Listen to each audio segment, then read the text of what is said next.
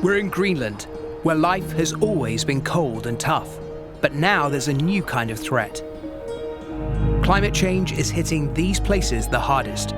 The people and the wildlife here are seeing the dramatic effects of a rapidly warming world. For the Inuit people, hunting is an important part of their culture and survival. Though we may not always approve of it back home, they have survived this way for thousands of years. I'm with expert polar explorer Sarah McNair Landry and our guide Akaru. He's got something remarkable to show us. You told me I wasn't going to get hot water for the entire month I was here. It is 61. 61 degrees? Yeah. Check this out. These hot springs are used by local people to clean the carcasses of the animals they hunt. Oh no! Oh. Don't pull the tusk out.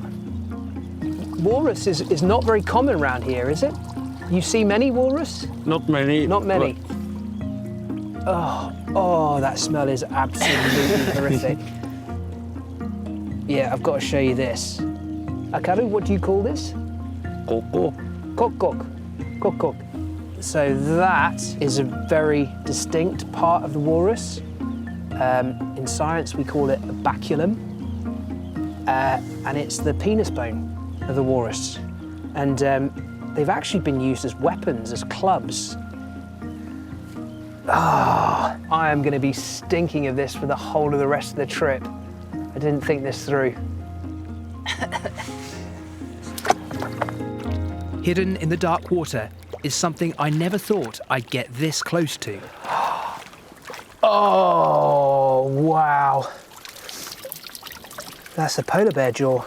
Yeah. Is this the bear? Yeah. Oh, this is the under jaw. Yeah.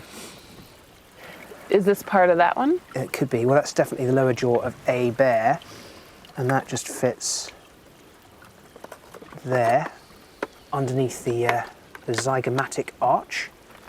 And that's it, yeah. It really brings it home to you quite how potent a predator these are in life when you see the skull like this. That's really, really intimidating. When were these bears hunted? In winter. This winter? Yeah. So all of these bears were shot in the last 2 months, 3 months? Yeah. There's 4 of them. Yeah. There is a quota, there are permits that people are given for a certain amount of polar bears per season, per year. And this season that was done very, very quickly. The people here are allowed to kill 35 bears a year. They use them for food and clothing, and hunting has been the way of life for generations. Seeing these bones is difficult. As the ice breaks up more quickly and earlier, more and more polar bears are going to be coming into towns looking for food. It's inevitable. And many of those bears are going to end up like this. It's a tricky moment for a naturalist to see something like this. You know, it's very hard to put into perspective how I feel about polar bears and how scared I am for their future and the fact that people here are hunting them in such numbers. But I guess what people here take is insignificant to the effect that we're having on polar bears by our actions. But we have to remember that hunting bears and other wildlife is a huge part of the culture in this part of the world. The much bigger threat to everything up here is climate change.